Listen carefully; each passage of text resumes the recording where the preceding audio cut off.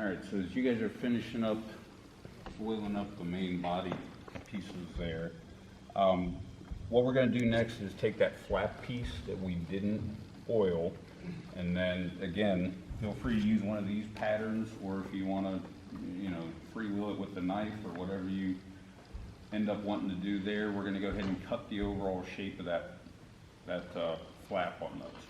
If you'll notice, one of those sides I actually used the straight edge to cut, so that's going to be your top edge. And I don't know if you were looking closely, but you're probably thinking this guy's crazy. The flap's narrower than the body, and that is absolutely true. Because we're going to sew this inside out and then turn it, it's going to end up being about roughly a 1/2 inch to 3/4 of an inch narrower than what you see as the cut panels as far as the finished size of the pouch, and this is going to overlap that just slightly. Wet it a little bit. Like here. So just trace it like that? Yeah, just do it real light, just so you've got enough you can see there to make the cut.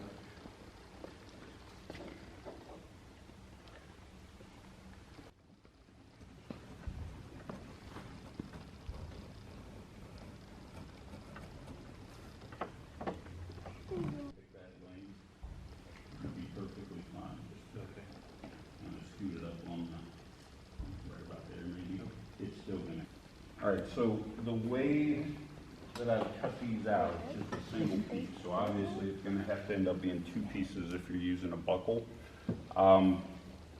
Historically, these things would have been worn pretty high up compared to what a lot of guys do it today. I mean, you see a lot of paintings and sketches from back in the day, and the top of that pouch might have been, 4 or 5 inches under your arm. So there's a lot of personal preference here. And again, keeping in mind you want to build in some adjustability for when you're out hunting in the 20-degree weather and you got on heavy coats and whatnot. Yes, ma'am. Okay, I'll be right there.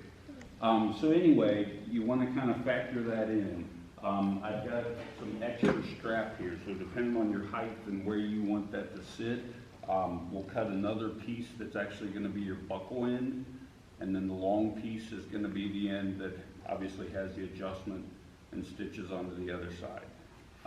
The other thing to keep in mind, generally speaking, folks that are right-handed like to have that adjustment toward the back. So if this thing's over my shoulder, you want that buckle to your back. The reverse, obviously, for the left. So be thinking about that as we're cutting these out. That doesn't matter when we go to assemble it. It will matter which way you stitch it into the back. Okay? So once you're ready, you can, like I say, kind of stand up and get a sense for where that thing wants to sit. And then we can, if your dictates or where you want it, we'll cut you another piece to be your buckle end. And again, you don't have to put a buckle. A lot of these things wouldn't have had buckles back in the day. The owner, the guy that built them, was probably going to carry it till he died. And he wasn't building it for anybody but him. So that's not a must that you use the buckle. You're going to sew about 1 inch of this into the bag. So just kind of picture, yeah, so that would be about where that bag would hang on you if you were to sew it just like that. Yeah, now again, that'll be, you can adjust that in. Right. So that, if you had on a light jacket or even a t-shirt, it'll ride about there, and then with the extra length, we'll be able to accommodate that. So what I typically do, and Jody will be my model here, about 10 to 12 inches on that buckle end if you find yourself in his situation where it's going to hang a little different. And we're just going to cut that.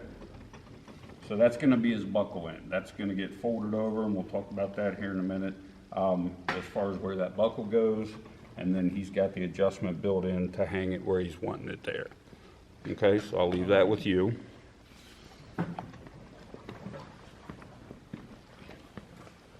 All right, so where do you end up? I'm about right there. Okay, so you've got enough, we'll just cut that off your existing strap about there. Okay. And again, once you put that up to the length where it'll be, you'll have some adjustment built in there too. Do this without slicing one of us. That'll work.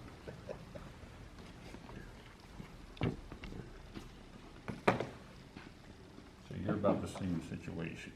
We'll cut yours off about there, and then you'll have your buckle. Yeah.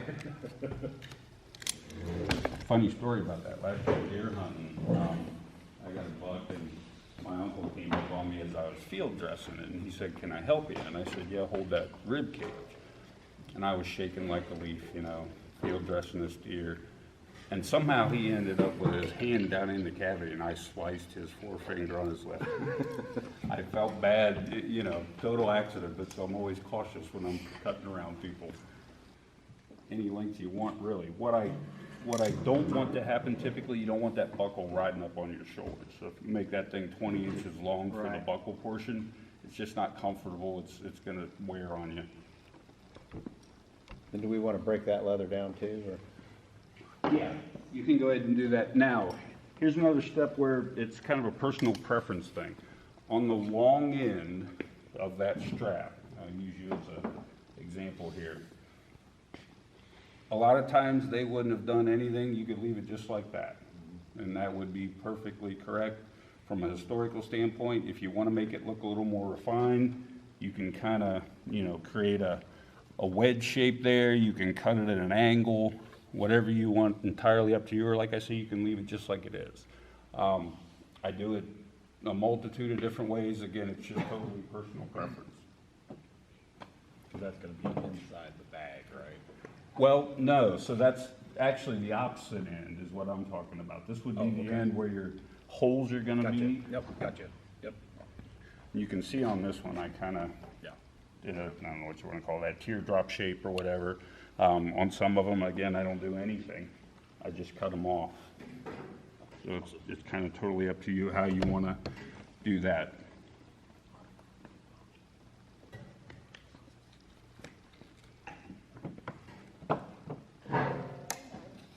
Fold that over about an inch, inch and a half. There's no rules, again, whatever looks right to the eye. And then you're gonna take this punch, you're gonna get it as close to the center as you can, about 1/4 to 3/8 of an inch in, and you're gonna be going through both layers of the leather. Okay, so what you're gonna end up with is 2 holes, and that's gonna fold around your buckle. I'm gonna steal your buckle here for just a minute. Okay, so that's where your hole is gonna be. Now, that's the holes part of it. Then what we're gonna do is take your knife and actually lay that on your board there, and you're just gonna cut that on the edges of those holes, and I like to flare it out just a little bit so it's not real tight and that buckle ends up in an angle hanging on your side and doesn't wanna lay right. So you're just gonna kinda go through, cut that on both sides, and you're gonna end up with this little piece that's discarded. Now you've got a place for that buckle tongue to lay, okay? And again, there's, you know, it doesn't have to be perfect. They wouldn't have been anything close to perfect 200 years ago when they were building these, so just, you're basically just making the buckle functional.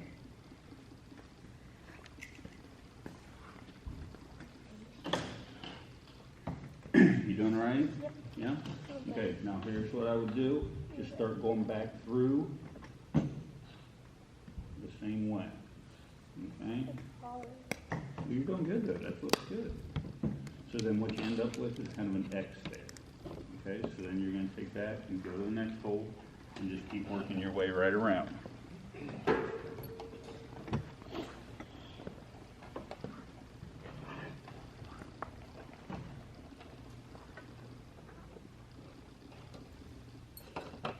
Yeah, a lot of guys will measure this stuff and make sure that that hole is absolutely in the dead center. I'll be honest, I eyeball most of this stuff. You know, there's a reason why I didn't become an accountant. I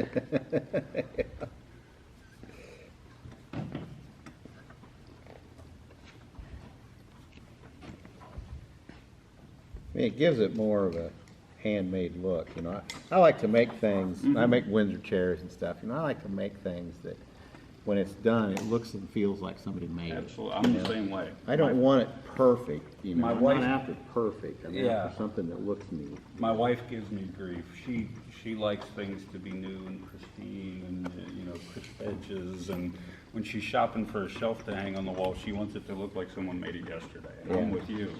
I'd rather that thing look like it's been hanging there for 50 years and, you know, beat up, dinged up.